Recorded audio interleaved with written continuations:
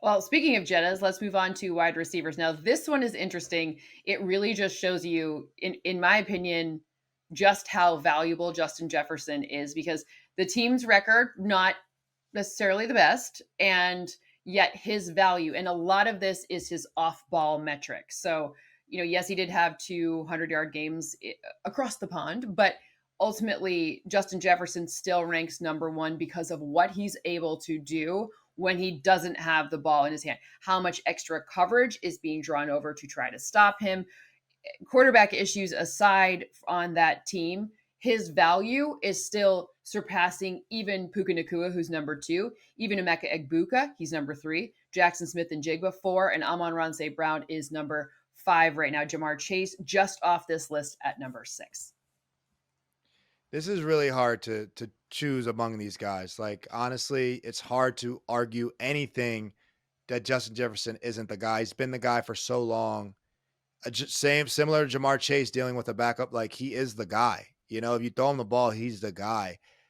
Amon-Ra St. Brown, I would have higher, but my number one on this list, the hardest guy to stop, to take out of the game plan, is Puka Nacua. I got to see what your clutch rating is or what it is in intense situations, because every time it goes to Puka Nacua, every single time, he is a mastermind in that system. He's got a lot of volume. He's always going to have volume. He takes screens and can score touchdowns. He can run down the field and score touchdowns. He can take short intermediate route and score touchdowns. And oh, by the way, he's also lead blocker in the run game. Those other receivers don't do that. Maybe Amon-Ra does that. Justin Jefferson's not the lead blocker in the run game. So you're talking about affecting wins. I don't know what more a receiver can do to be a blocker in the run game and then pick up every critical third and fourth down, and then also win against the number one corner down the field. That is very unique. And to me, he is the hardest to take out of a game plan because of how much he does in the run and pass game. Hey guys, we need your help. We've noticed not all of you are subscribed to our YouTube channel, so subscribe today. Subscribe, hit that button. I think that so I dug into this one again. The only one that's not close, like very close, is the Jonathan Taylor, who's head and shoulders above the others.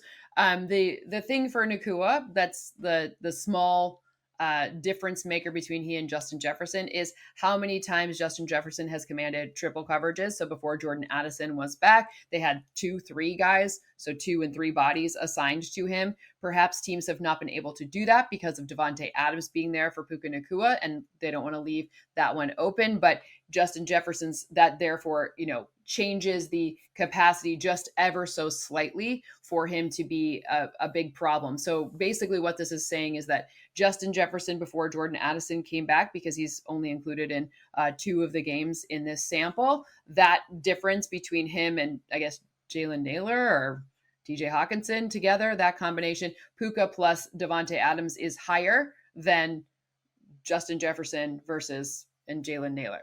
It's just saying that Jefferson's more valuable than that. Yeah, I think you can't really double or triple. You can't triple a guy when he lines that close to the formation, and that's just where they line up in the Rams. Schematically, you can't triple him that close. And then again, you got to look this up, and I don't think you guys are tracking it. How many runs are run at Justin Jefferson where he's blocking? You can take a number one wide receiver and put him on the backside, and you run away from him all game long. Puka Nacua is using energy blocking to the lead side of the run. Mm-hmm. What is that value? You have to value that somehow, right? And that is, what is he doing on the run plays? Mm-hmm. Half of the game. Yep. I get corners and I get wide receivers that sit out there and they catch the ball 10 times on 15 targets and they affect the game and they draw double teams. That's simple. That is old school football. But Sean McVay moved his receivers inside the hashes, has them motion and jet, and go and insert block on 4th and 1, 3rd and 1, and Puka Nacua is the lead blocker.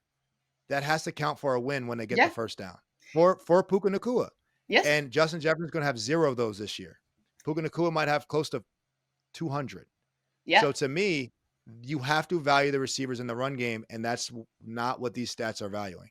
Yep. I mean, to be fair, it is baked in there. Perhaps I could amp it up a little bit and make it more valuable. The part of the reason why it's not as highly, I'm just looking into it right now. Part of the reason why it doesn't rate it as highly. It's more like, okay, if you were to have Puka, like switch Puka Nacua for again, I'm not.